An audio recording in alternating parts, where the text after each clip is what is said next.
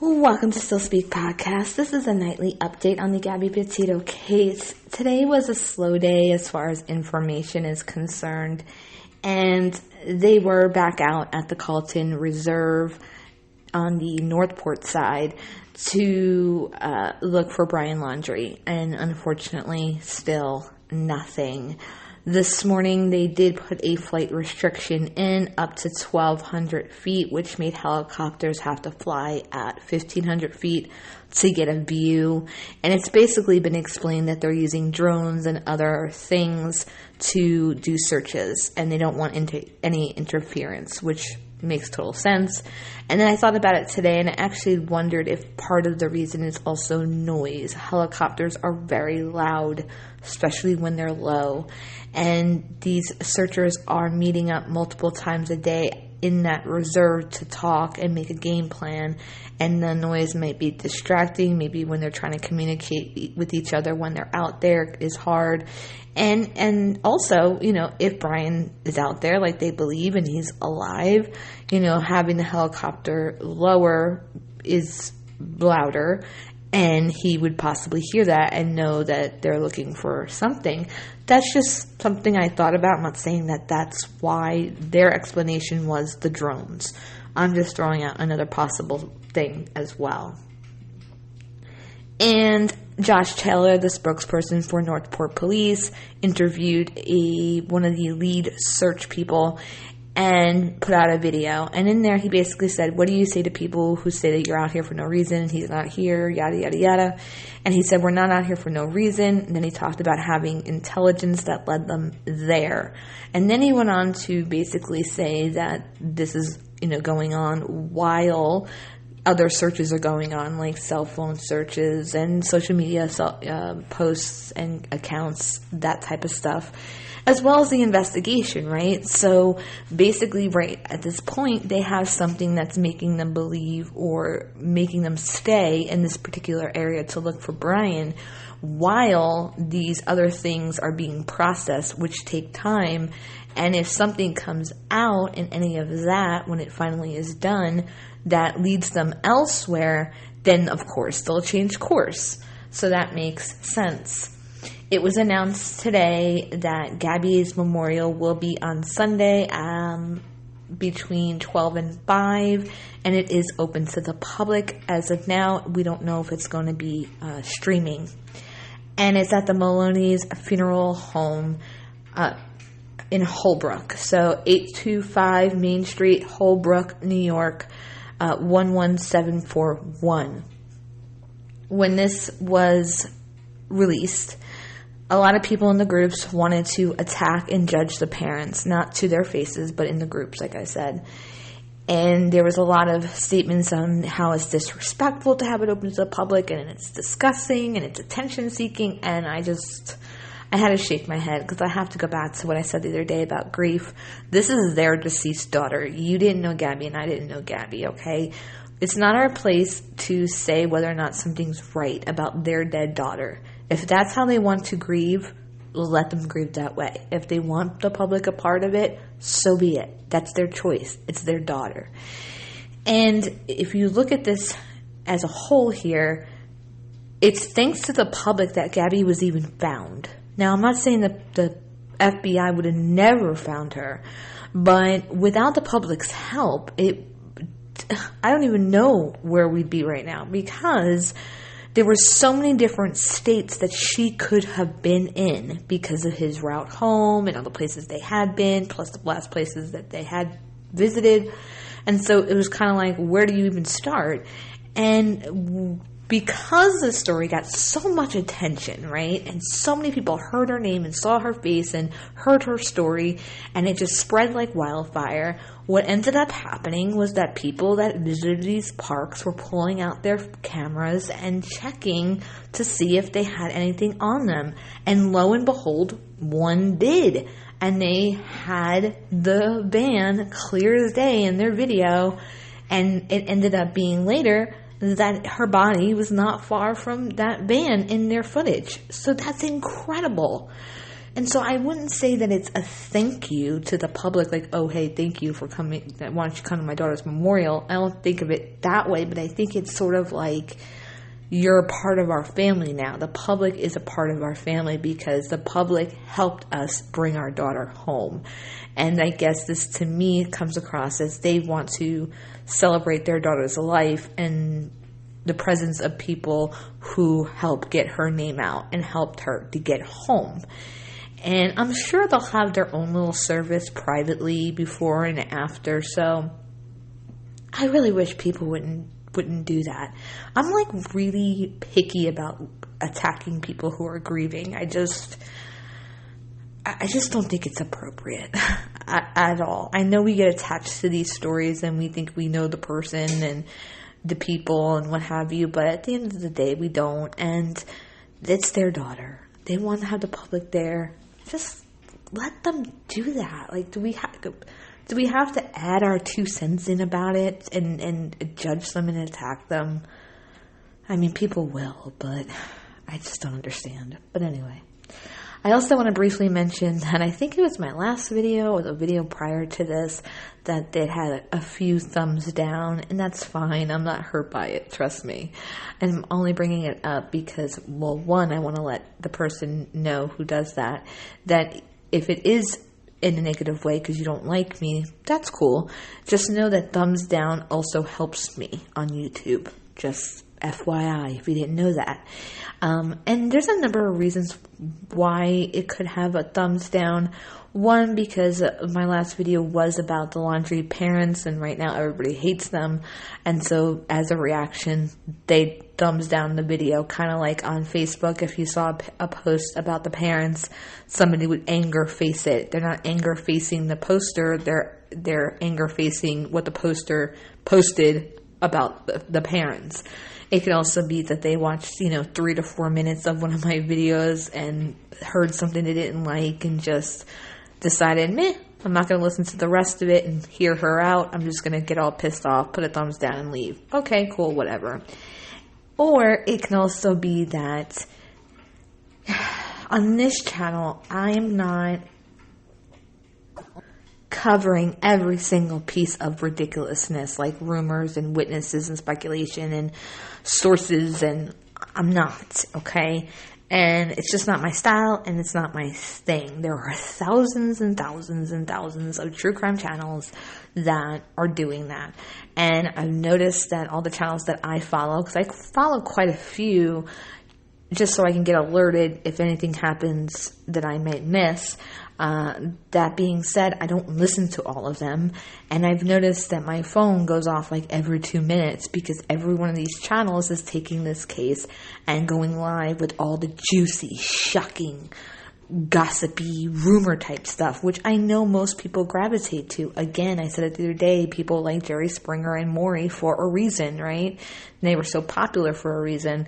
And so I understand that. And I could easily do the same thing, but I'm choosing not to because it's not my thing or my style. And so, yeah. So I've been noticing that these channels are alerting my phone. Like, it feels like every 2 minutes somebody else is going live, and some of them are on live for 4 or 5 hours talking about every little, tiny little, look at this bald guy in Canada, look at this, look at that, so-and-so said this, so-and-so said that. Cool if you like that type of thing, but it's not going to happen here, okay? So by all means, please go watch them. Some of them are pretty cool, and that's cool. And I have, been really doing updates, and then I do timelines, and I did the main story, and then with my updates, I've been doing things like adding in my own opinion, or theorizing, or speculating, or talking about possibilities, facts, and not facts. So it's a little bit a different style, and it's okay if you don't like that style, but just know your thumbs down helps me out. I'm going to stay true to myself. I'm more skeptical type of person. I try to be rational and to use a lot of logic and deep thinking rather than just sticking around at all the mouth-dropping, juicy stuff. Right? So, let's move on. Okay, so I'm actually going to entertain what these witnesses that have been coming forth have said, because I want to show you how my brain processes these types of stories and why I'm cautious and skeptical, and I don't automatically jump on the bandwagon of everybody that's like, oh my God, and think that it's automatically true. But I'm not going to do that yet. We're going to get there, and it's going to be interesting. So something else happened today, and I was happy for sure, because I finally got a clear view of the alleged trip that Brian took in August. It was unclear of which days it was for and for how long. And so today I had a moment and I hopped on Reddit, and Reddit is such a rabbit hole. You click, and then the next thing you know, you're like 10 pages deep into this thing, and you're like, oh my gosh, how the hell do I get out of here? But I'm glad that I did this, because I ended up stumbling on a screenshot of Gabby's mother saying that it was the 17th. And the original post that I saw said the 13th, and that came from a comment that one of Gabby's family members had written on a post. And so I was like, oh my gosh, it was the 17th. And I think the mom would know more than this other family member because, well, she's mom. But also, Gabby was alive then and staying in a hotel, so it's likely that Gabby told her mom, Brian is in Florida, and that's how she knew the dates. Now, we don't know what she told her mother, the reason why he went, but it's believable that she did tell her mother that he was in Florida, and this is how she knew that. It's still unknown what he went for, because there was also conflicting information about that. Some said that it was to move stuff to storage. Others said that it was from storage to the house, which doesn't really make sense, because our parents said multiple times that they lived with the parents. So why were they moving stuff from storage to the house instead of stuff from the house to storage? Who knows? Maybe we'll find that out next. But now we know the 17th. So I'm happy that I found that. So let's list this out before and after, okay? August 12th was the domestic incident. August 13th, August 14th, August 15th, August 16th. And then on August 17th, he goes to Florida. We don't know what time. And then she goes to the hotel. 18th, he's gone. 19th, he's gone. 20th, he's gone. 21st, he's gone. 22nd, he's gone. 23rd, he returns at some point this day. On the 24th, we know that there was the hotel checkout and Gabby was caught on camera alive. And the next day, on the 25th, her mother spoke to her on the phone, and Gabby had said that she was in Grand Teton National Park. Now, I don't know if it's been clarified if she said she was in the park, close to the park, or on her way to the park, but that was on the 25th. And then we had the 26th. Then we have the 27th. The 27th was the vlogger's video of the van in the Spread Creek area off the dirt road. And it was also the same day that the text went to her mother where she called her grandfather by his first name. And on the 27th, we have a witness claiming that there was an altercation at a restaurant called the Merry Piglets in Jackson, Wyoming.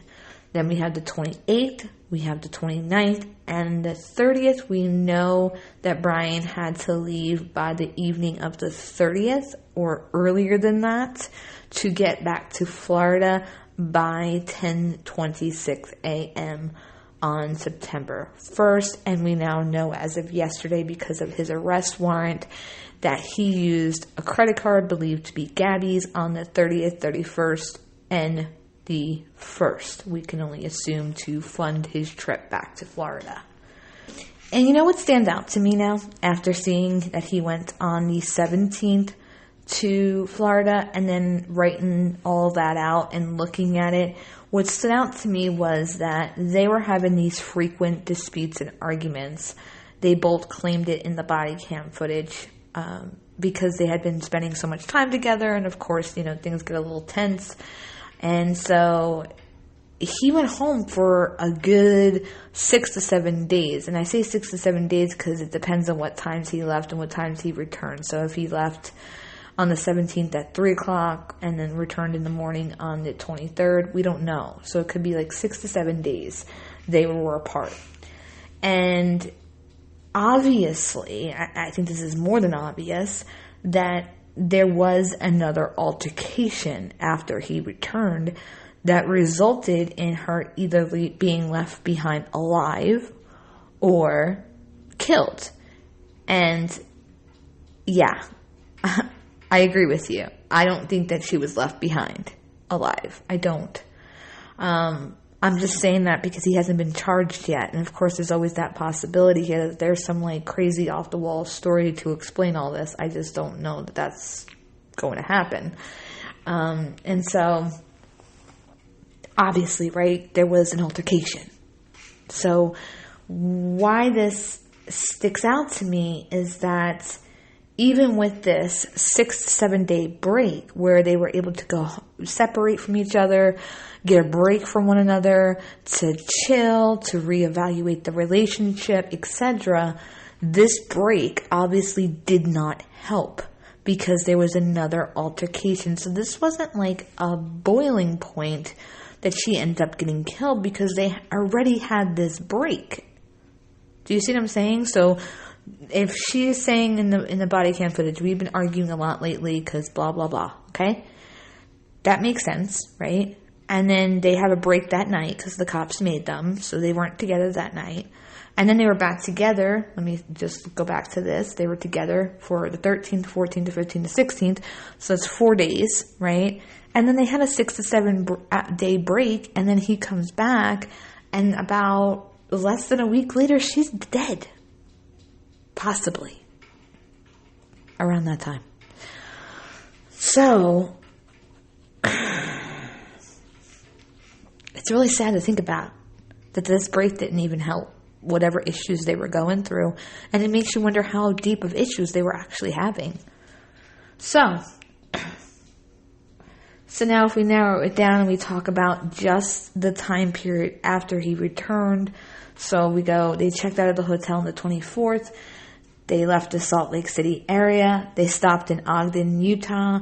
She took the picture of herself in front of the butterfly mural and posted it. It was her last social media post. And then they headed to Grand Teton National Park, which we now know she never left that park. And headed to Yellowstone because that's where they were supposed to go to next. It was on their itinerary. And also, allegedly, she was supposed to meet up with her friend Rose after Rose's birthday on the 29th. True or not, I don't know. Yellowstone is not far, so it's not a reach that they would be going to Yellowstone next. So now we're going to get to what I said earlier. I'm going to basically go over the witnesses' stories as how I process them in my brain so that you can see how I do that, okay? And how I try to think logically and critically and rationally, how I try to make it make sense. And I have to say this before we get started because I know the first response is going to be, well, murder doesn't make sense. So I understand that, and I agree with you. Murder doesn't make sense to people who don't murder.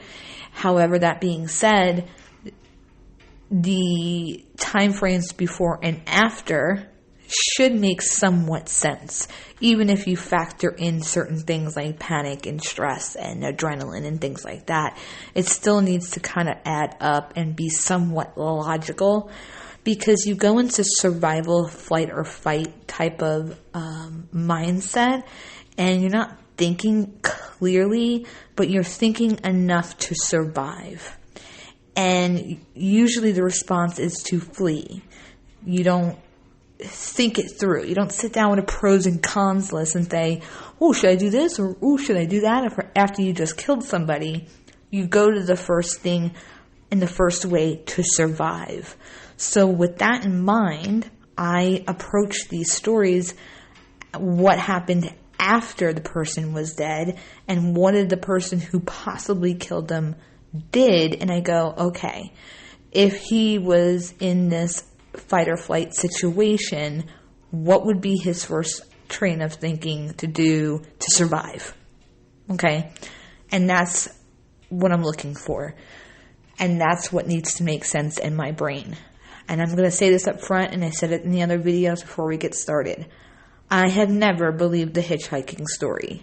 I don't believe the second one either. However, we're going to talk about this, and I'm going to show you why it is that I don't believe them, based upon how my brain processes what they're saying.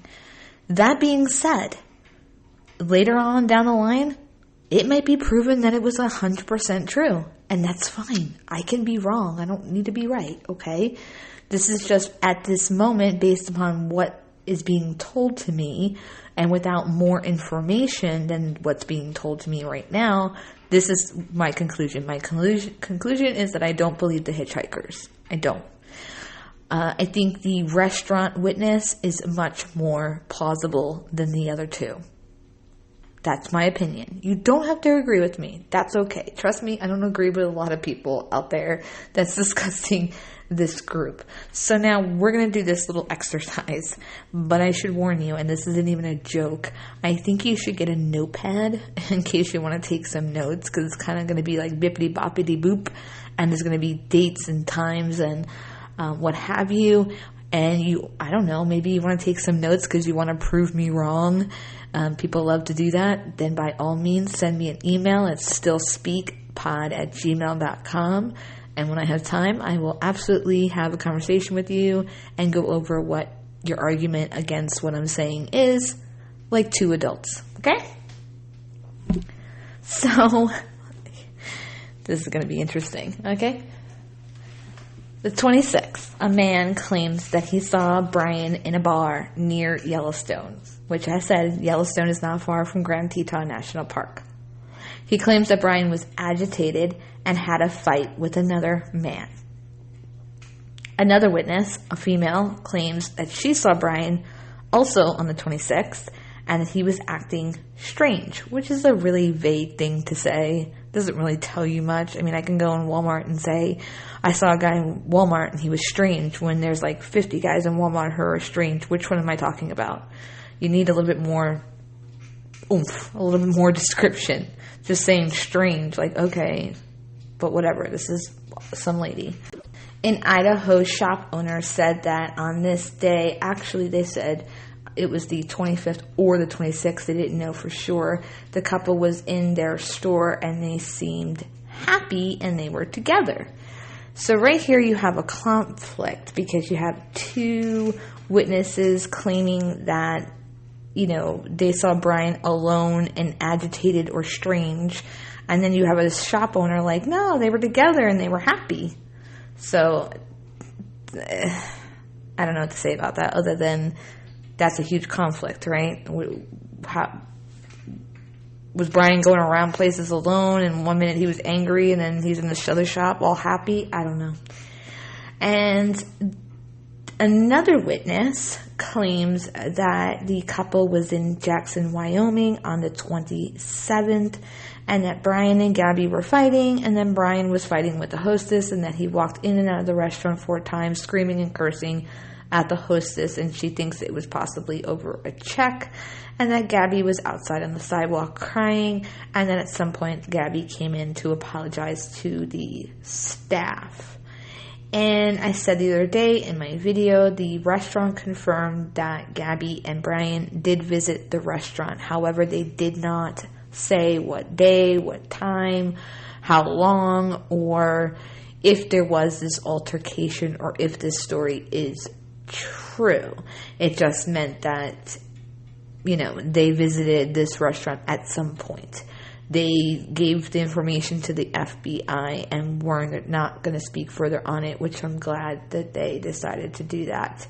And this woman's story, she alleges this happened at around 1 p.m., so the lunch hour, and it is like a Tex-Mex type of restaurant. And I do think that this story could be true. I'm not 100% sold on it yet, but I think it does kind of fit the scenario or the story. So we're just going to roll with this being 100% true for the sake of my exercise that I'm trying to do here. And the van was parked on the 27th, the same day as this, restaurant story, on the side of a road near where Gabby's body was later found, and it was on the vlogger's video footage around 6 p.m. on the 27th. So if they went to lunch around 1 p.m. and they were in the Spread Creek area at 6 p.m., it's possible, okay, depending on how long they ate, if they made stops, if they went anyplace else, and then they also had a drive. It was a little bit of a drive, nothing like extravagant, but it is a drive. And so they were on the vlogger's video at 6 p.m. on the side of this road. Okay, confirmed. You see the video, the van in the video, clear as day. So let's say that she was killed or she died on the 27th or the 28th. Okay, and let's just put the scenario that he panicked and initially just decided to abandon the van. Okay, instead of taking the van, which is a big piece of evidence, because it's connected to Gabby, who's now dead, and if they run plates, it would connect to the dead body that's out in the field that somebody may have found by this point. But anyways, and instead of doing that, instead of taking this van, he decides in his survival mind process to hike 26 miles to the Coulter Bay area, which is an 8-hour walk, according to Google. So right there alone, I have to pause there. I know I'm doing this little exercise, but I have to say this.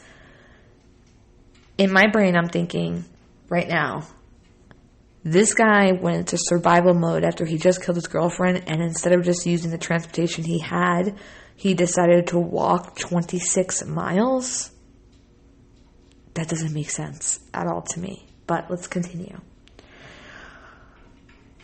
The hitchhiking witness, we're going to call her hitchhike witness number 1, said that she picked up Brian at Coulter Bay at 5:44 p.m. on the 29th of August. Let's say he showered right before she picked him up, because she said that he wasn't dirty and he didn't smell, despite saying that he had been hiking for days. And she said there are showers there. I Googled it. Yes, there are showers there.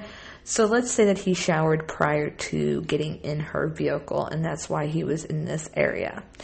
Let's give him an hour to freshen up, plus the 8 hours it takes to walk 26 miles. So now we're roughly at 9 hours. And then let's give him another hour for some leeway on his walk to stop to rest, okay? So now we're at 10 hours. Nobody has come forth to say that they saw him during this 8-hour period of time he was walking, and nobody has come forth to say that they saw him showering at the Coulter or Cotler. It might be Cotler. Don't crucify me over that. Cutler or Cutler? Whatever. Okay. So nobody has come forward to say that they saw him at this area. At least not yet. They may have told the FBI. We just don't know that. So keep that in mind, that in 8 hours he didn't come across anybody. Really? Okay. So she claimed, witness number 1, that she dropped him off at the Jackson Lake Dam, which is 7 miles. I looked it up. And this is odd because she claims she picked him up at 5:44 p.m. and she drove the 7 miles that I just now found out was 7 miles when I looked it up, and dropped him off at 6:09, which makes it 25 minutes to go 7 miles. That, again, makes no sense. It should not take you 25 minutes in a national park to go 7 miles. That just doesn't make sense. And she claimed that there were a lot of people where she left him. Hitchhiking witness number 2 claims that she picked him up about 5 to 10 minutes after the first lady. So the first lady dropped him off at 6:09. The second lady is claiming she picked him up about 6:15 or 6:20. This second lady claims that she picked him up at Pacific Creek Landing. Now, Pacific Creek Landing is 6 miles from the Jackson Lake Dam where the first lady left him. So how did he get on foot 6 miles in under 5 to 10 minutes? Somebody got an answer for that? How did he get there? 6 miles. There's no way he made 6 miles in under 10 minutes. So, she claims that something told her to ask this random man where he was going. A little weird, but okay. And if there were a lot of people at this Jackson Lake Dam the first person left him at, then why not ask somebody at this area to give him a ride rather than to start walking again and possibly walk 6 miles? And he supposedly asked her if she was going to Jackson. And this is odd because with the first lady, she claimed that he asked her if she was going to Jackson, and then he got in the car, and then as they were driving, they said they were going to Jackson Hole, and that he freaked out and went out of the car as if he was like freaked out about Jackson Hole, and Jackson Hole is in Jackson. So what the heck? Like, if he asked you if you're going to Jackson before he got in the car, then he gets in the car, and then you say you're going to Jackson Hole, which is in Jackson, and then all of a sudden he's freaking out and he wants out of the car. He gets out of the car and he gets another hitchhiker to pick him up, or person to pick him up while he's hitchhiking, excuse me. And now he's asking that lady, are you going to Jackson? Huh? Okay. Weird. Okay. And instead of using this second opportunity, which, come on, let's face it, he'd be a pretty freaking lucky man to find 2 different people who were not being cautious at all and picked up a stranger to bring them somewhere, and to find both of these people in a 45-minute period of time. Because one picked him up at 5:44, and then the second lady said she dropped him off at 6:30. So that's 45 minutes he was able to find 2 different people who were willing to give him a ride, a total stranger, which blows my mind because I don't pick up hitchhikers. I thought this was common knowledge that you don't pick up hitchhikers. I don't care where you live in the country. No, you don't pick up hitchhikers. And I actually would never pick up a hitchhiker, especially in a national park, because it's full of tourists and people who've been living out in the elements for months sometimes. And no. So this entire, I can't even believe hitchhiking came up. When hitchhiking came up, it's like, people still hitchhike and then people still pick up hitchhikers? This is still a thing? Okay. Whatever you say. So, yeah, Brian would have been pretty lucky to find 2 different people to be like, yeah, sure, hop in my car in a 45-minute period of time. But anyways, instead of taking the second chance, the second opportunity to get this lady to take him to an area where a cab can come get him and then possibly head to an airport, instead, he asked her to drop him back off to the road that Gabby's body ended up being found.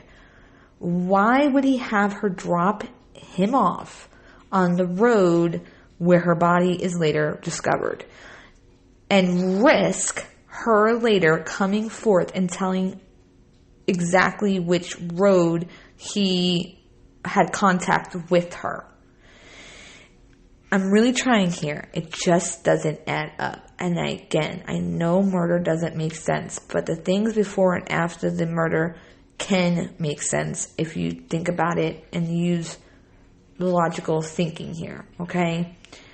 And what's even more crazy about this, if this is all true, about this crazy erotic behavior, or if it's not true even, is that it just doesn't really add up to the man we're currently dealing with. This is a man who immediately lawyered up. This is a man who took off and has been quote unquote missing now for 10 days and has the entire country looking for him, and he's still not found. Okay. Which means that his survival mode right now is pretty damn good. It's not erratic. Okay? It's not erratic at all, as a matter of fact. For him to be able to hide out now for 10 days. If he's alive. If he's dead, obviously he doesn't need any skills because he's dead. Okay, so 5:44. Hitchhiking lady number 1 said that's when she picked him up. So I said earlier, 9 to 10 hours. 8 hours to walk it, give him an hour to take a shower, an hour for breaks along his walk. So if we go 10 hours prior to that, we're looking at, 7 o'clock in the morning that he left the Spread Creek area to take this 26-mile walk on the 29th and went straight from Spread Creek to this Coulter Bay area where she ends up picking him up at 5:44 p.m. So my question to you is, where was he up until that point? And what I mean by that is, which day do you think Gabby was killed? If it was the 27th, then where was he from the 27th to the 29th? Was he just sitting in his van or her van near her dead body? Where anybody could have walked up and found her body and then noticed this dude sitting in a van nearby?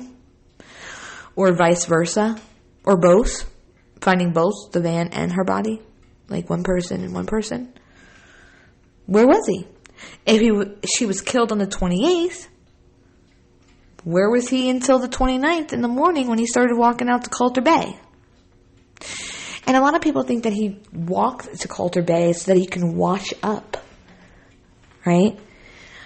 Because they're assuming that, after he killed her, he had, dirt or blood or whatever all over him, and he needed to get it off his body. Well, remember, they were living out of the van, so obviously he had clothes, so he could just change his clothes, right? And there's a lot of bodies of water in Grand Teton Park. He could have just went to a body of water and washed himself up in a creek or a lake or something like that if he had anything on his hands or what have you. He didn't need to walk with evidence on his body 26 miles to go take a shower. That really doesn't make sense, right? When he could have just easily washed it off. Again, think about the survival mind frame after just killing your girlfriend. You're going to freak out and you're going to want to get whatever evidence is off you immediately. So yes, change your clothes, wash your hands, etc. Did he really need to walk 26 miles to do that? Nah. But we're going with that. So let's just say that happened.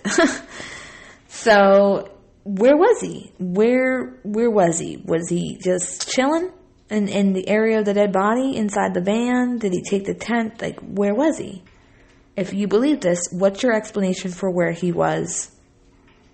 If you include the second hitchhiker witness, she claimed that she dropped him off on the road that Gabby was found around 6:30, and she said that she had picked him up from Pacific Creek. And the Pacific Creek to Spread Creek is 19 miles.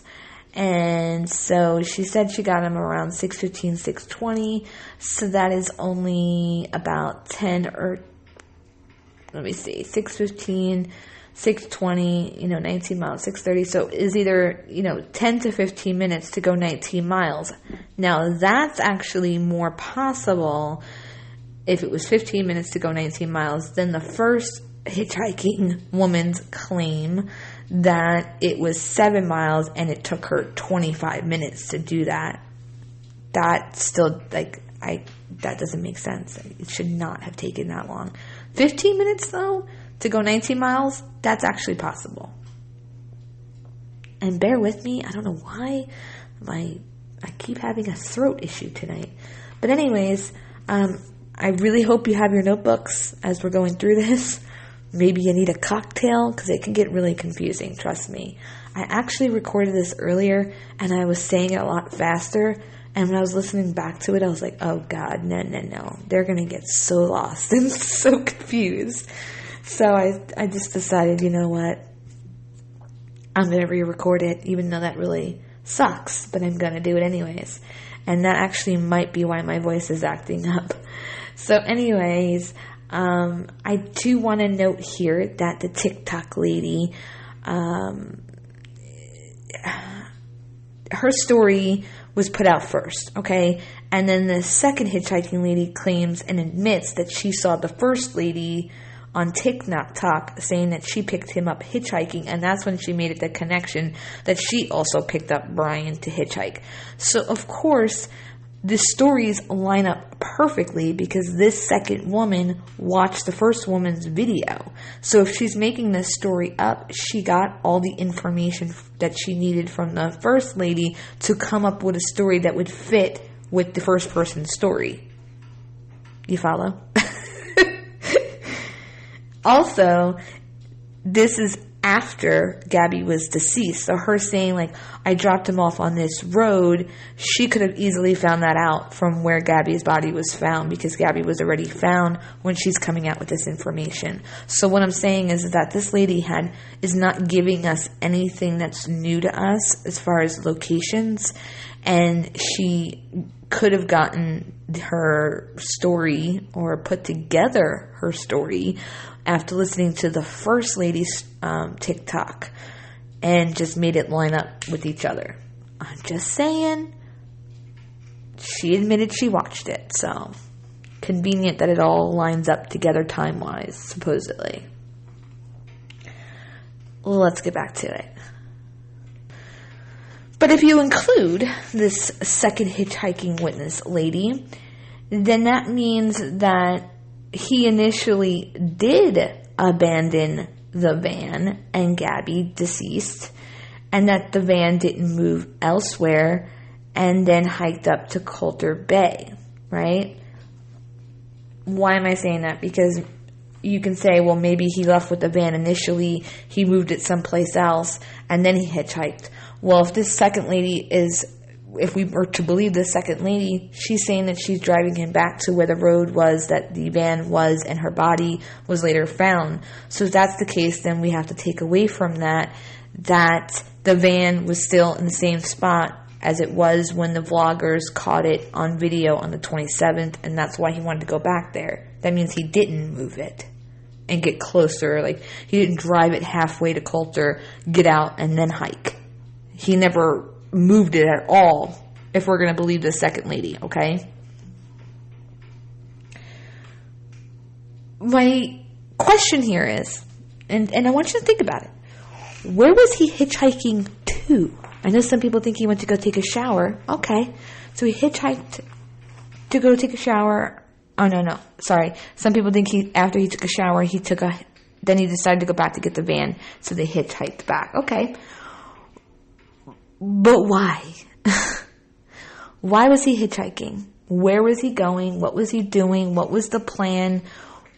Why did he think that he needed to hitchhike? What was his goal, I guess I should say. And I'm not asking you because you know the answer. I'm asking you as what's your thoughts on why he would hitchhike. That's what I'm saying. Obviously, you don't know and I don't know. I'm just saying we don't even know if the story's true. The hitchhiking story's true. But in the scenario that it is true, in your mind, if you believe it, what do you think his purpose for this was?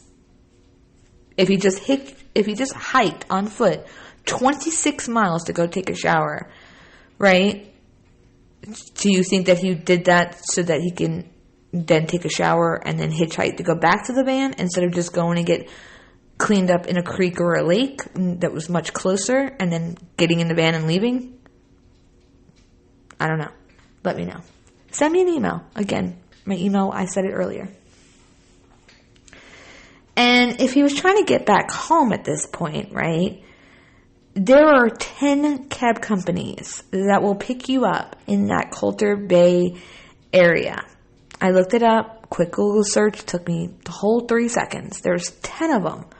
If you call, that they'll pick you up. If he had a phone, why not do that instead of hitchhiking or offering some random couple $200 cash? Or why not, if you don't have your phone, would you not ask somebody to call you a cab instead of hitchhiking and getting in the car with two strangers and offering them $200 cash to take you somewhere? It doesn't even sound like he had a destination.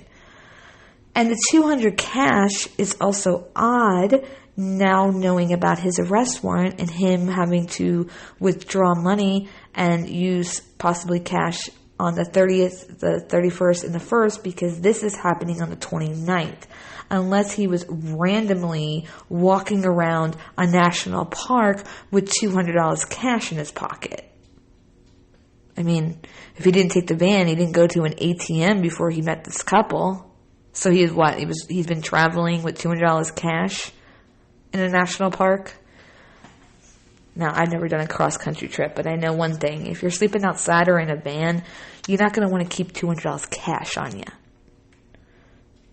I don't believe it, especially now knowing the arrest warrant that he pulled out cash after the fact, which shows that he didn't have the money to get back home.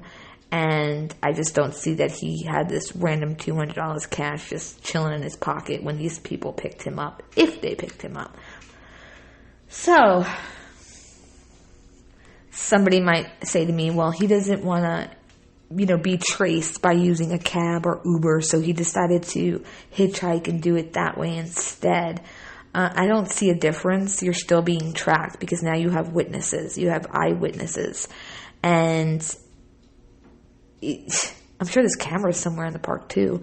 But you have witnesses, right? And then he gets in the car, and apparently, according to these two people in two separate scenarios, said that he was talking about his fiancée in van, which would be really stupid too, because that's also tracing and identification type stuff, because you're saying that you drove in a van, you say you have a fiancée on this trip with you, but she's not with you. I later find out that she's dead, and now I'm thinking about back to you talking about how you had a fiancée and how you had a van, and I'm making the connection that you killed her. And now, because I'm an eyewitness, I'm going to go to the FBI and I'm going to tell them that I saw you and you told me that you had a fiancé in a van, and so you must be the suspect. So the trace, if you're going to try to say, well, he maybe is hitchhiking to not be traced, that doesn't make sense to me. I'm trying. I really am trying here. And it's just making more sense to me that you would get somewhere to call a cab. Not every place in the park you can get a cab, but, you walk a little bit, you figure it out, in the spots that you could get service. Look it up on Google, and Google tells you exactly the places inside the park that cabs and Ubers will pick you up. And Coulter Bay comes up. So if he's walking for 26 miles for 8 hours, he could have used his phone to Google and say, can I call a cab when I get to Coulter Bay? And it'll be like, yes, you can. Here's all the companies. And then he gets to Coulter Bay and he takes a shower, and then he calls a cab, take that cab, go withdraw the money, and then, go get a flight, go home, and, tell somebody, hey, look, we got into a fight. She wanted to stay. I said, okay, and I hopped on a flight home, and she's out there with the van. I don't know. But he didn't do that. Talk about survival. That would have been the wise thing to do, right? In my opinion. So I ask you again, Why hitchhike instead of going to a location where he can call for a cab? The first lady said that Brian asked if she was going to Jackson. Remember I said that earlier. And then later she said we're going to Jackson Hole, and that he supposedly like freaked out and he wanted out of his car. That doesn't make any sense. It just doesn't. And people believe that he was freaking out because the Mary Piglet's restaurant is in Jackson when the altercation took place with the hostess. But that was 2 days prior. So, I mean, why would he be freaked out about going there? Unless he just doesn't have to go to that restaurant. Does it matter? I mean, why would he be freaked out about going to an area that's very large and just happens to have that restaurant in it if he's not going to that restaurant? So I don't think that's the case at all. And this area, Jackson, has Jackson Hole, and this seems to be like a really popular, it's like a valley, and it's a very popular and populated area. Excuse me, it's really late because I'm recording this a second time. And so he would be actually less noticeable in this area than, let's say, walking by yourself on a dirt road in a national park. And so he could have just went up to Jackson with them, to Jackson Hole, and called a cab from there. So he could have done this twice, Coulter Bay and to Jackson Hole, and got himself a cab. And in this particular area, there are shuttles to the airport. And the Jackson Hole Airport is the only commercial airport in the United States that is in a national park. Just a little fun fact for you. Okay? And when they went from Salt Lake City on the 24th, and they traveled through up until Spread Creek, on their way there, they had to pass through Jackson. And they would have been on a highway, most likely. And usually on highways, when you pass a major airport, is what? You see sign after sign after sign after sign telling you there's an airport there, right? So this means that before he went to Spread Creek, that he was aware that there was a commercial large airport pretty close by. So when he's in this adrenaline pumping, oh my gosh, I gotta survive, I gotta get out of here, I gotta, moment, wouldn't it make more sense that he would have thought, oh shit, the airport, let me get the credit cards, I'll go get the cab, I'll go get cash, I'll go to the airport, I'll see if I can get a flight, even if I have to wait a day, and then I'll go on the flight and I'll go home. Rather than to hike 26 miles to Coulter Bay to take a shower, and then hitchhike 7 miles, and then get out, and then walk 6 miles on foot, and then get in the car again and go 19 miles with this other lady, only to go back to the van. So he had two options. He could just take the transportation that he had right there and get the hell out of there as soon as possible, get out of Dodge quick, and just boom, bye. And I don't necessarily mean like leave Grand Teton and go straight to Florida, but leave the area, like go to another part of Wyoming and then regroup, park the van, and think about what your next move is, and then proceed from there. Or go get a cab and go to the airport that's nearby and get yourself a flight home. I guess my point here is that I'm trying to understand this hitchhiking thing, and I'm trying to make it make sense and fit the scenario, and I just can't do that. It doesn't make any sense to me. And again, if his initial reaction was to go take a shower instead of using the bodies of water that's in that area, and I don't mean like huge bodies of water. This area has like small creeks and big creeks and the rivers and all kinds of stuff in there. That he could have, he just needed to wash his hands. He could just do it in there. He doesn't need to go take a shower. I mean, I think people are assuming that he had blood all over him from head to toe. And if he did, and here's another thought, okay? Let's say, because we don't know her cause of death, okay? Let's just say he shot her, okay? I don't think that's the case, but we'll see. And let's say that you think he went to go take a shower because he had blood all over him. That means that you believe that he changed his clothes, but he didn't clean the blood off, let's say, his hands, his face, his arms, or anything like that. And he walked for 8 hours with blood on him to go take a shower and took the risk of people seeing him that way. No.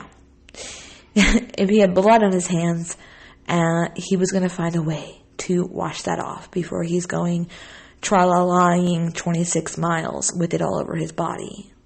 So, and the location of her body didn't have water directly near it, but he could have walked just a little bit, and there's one right there. You could have just washed up right there. And if he's some wild survivalist man who could do that, then he would have done that. And if you think about it, there's so many people, or at least the FBI, I should say, that believes that he's in this swamp area right now and surviving for 10 days without, fresh water and all this other stuff. So, which is it here? Is he somebody who can live outside and knows how to survive? Or is this an idiot who started hitchhiking rides and walking 26 miles, take a shower with blood all over his body, or whatever evidence type thing that you think that he went to go shower off his body?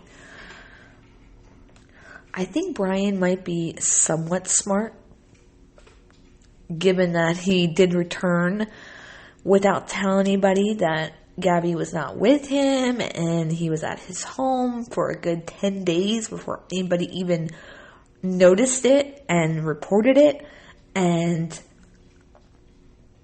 lawyered up immediately, and then took off under everybody's noses when the media was outside, after the cops had been at the house, and he's able to get away. And not only was he able to get away, but without anybody noticing him, not even the media, who was already camped outside, but he's been able to stay hidden, if not dead right now, for 10 days. So, which is he here? So you have this, right, where in his mind, the way to survive when he got home was to shut his mouth, not tell anybody.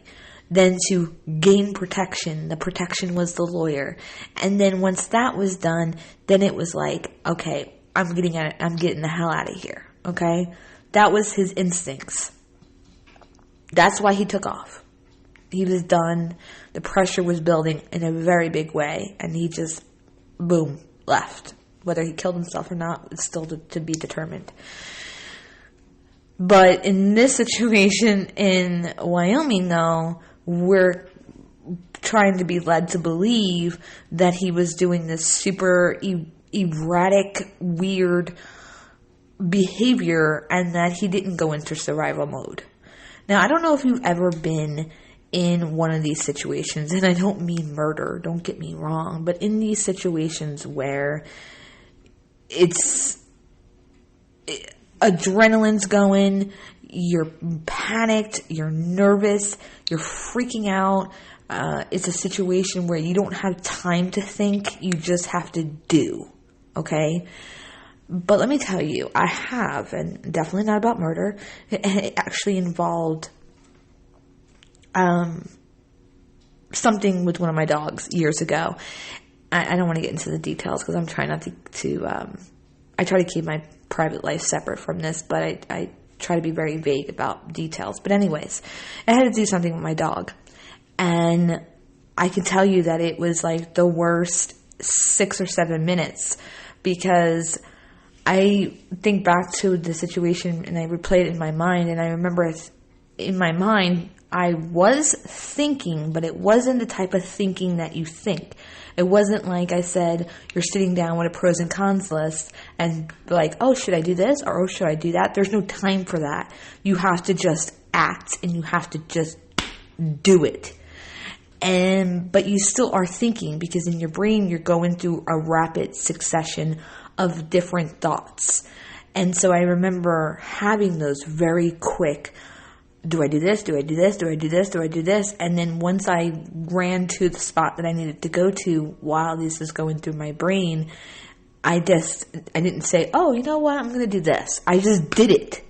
I just did it because in that moment I knew I had to survive. I knew I had to handle the situation. I knew I had to stop the situation, change the situation, fix the situation, and what have you. And so if you've never been in one of those situations before, it may be hard for you to understand that, but you go into this sort of survival and you think, what's going to be the best thing here for me? But you don't have time to think it out.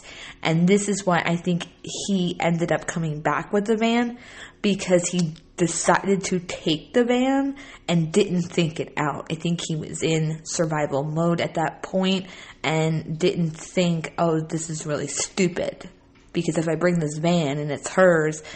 And I think it speaks to the fact that he wasn't thinking fully about what to do before he did that. And so, and because of that, I think that, to me at least, in my personal opinion, I think he left immediately. I do. And like I said, I could be wrong. It could come out later like, oh yeah, these people were totally honest and true. I'm like, okay, cool. I mean, right? Here's my theory. My theory is that this restaurant thing could have happened.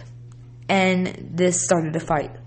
They are arguing. They're arguing all the way home. She's a puddle of mess, just like she was in the body cam footage. They get back. Something happens. Unfortunately, she loses her life. Okay? I think he was on the side of that road. I think a few hours after that vlogger went by, he waited for dark. He dragged her out to where she was left. He got back in that van and he got the hell out of there. That's what I think. Because it's the easiest and most simple and most logical thing. And if you add in all the context of survival, it just makes the most sense to me. And I actually don't think that he immediately went to Florida with this van. I think he left the area. Wyoming's huge. Grand Teton is in the upper left hand. And he would have needed to come down to the right on his route to go on that route. And I think he drove a few hours, maybe 2, 3, 4 hours. He stopped somewhere and he waited. He regrouped himself, calmed down, or tried to, and went to the bathroom, collected his thoughts. And at that point, he already took the van all this way. And he's just like, you know what? I'm just going to go all the way back with it. Because he was still not totally able to process a full good decision at that point. The airport. I think the airport thing, even though I said it, I think the airport thing is too logical in that kind of scenario because he had transportation, so he really didn't need to go to the airport. I was just trying to make the point that he could have went to the airport that's right there and just flown home and not taken the van. But that's logical. That's logical thinking. And he wouldn't have been logical. It would have been illogical. So I think that when he did that, so I think the 27th, waited for night, put her body out there. Gets back in the car. By the time he did that, because it had taken some time to pull her out there. Because you remember, she was 110 pounds, but you got to talk about dead weight. I've never carried a dead body before, have you? But there's a term, dead weight. I know when my kids are sleeping, they feel 20 pounds heavier than they normally do. And then he left. So let's just say in the middle of the night or early morning on the 28th, he left, drove a few hours, and stopped. And at that point, he drove again, and he stopped again, and then he drove the rest of the way through back to Florida. And I think there's a possibility here that after he got that money out of the ATM or cash back or whatever the case may be, that he actually stopped at 1 or 2 hotels on the way back. And I wouldn't even be shocked if it comes out that he was spotted on hotel surveillance or that he was making transactions at a hotel. I would not even be surprised. And I think that's what happened. That's my personal opinion. You don't have to agree with me. That may change. I've been known to change my stance or my opinion on something, but it's the one that makes the most sense to me.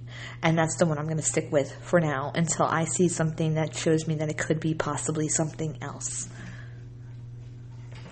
And while I'm not a huge fan of his parents, that part I'm still trying to sort out.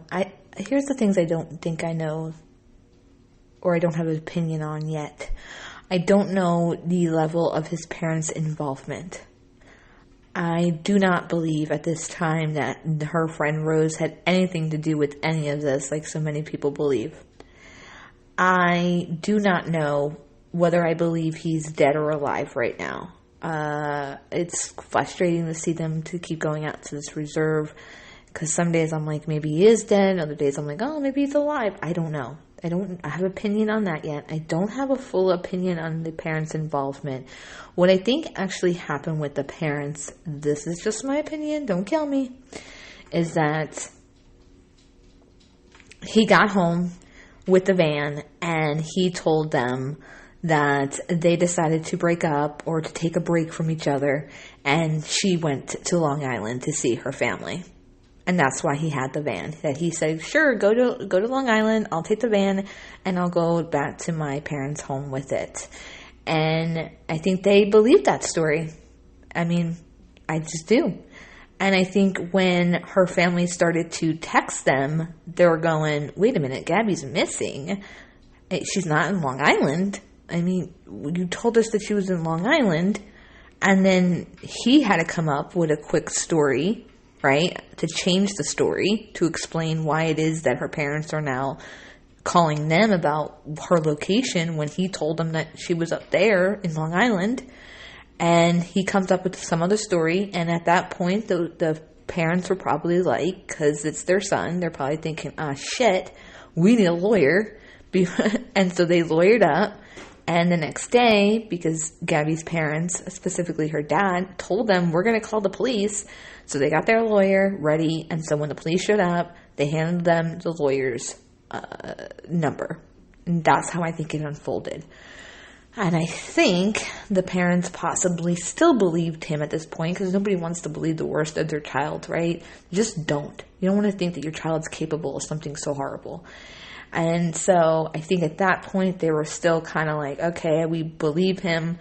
And I think the second he fled, they were thinking, crap.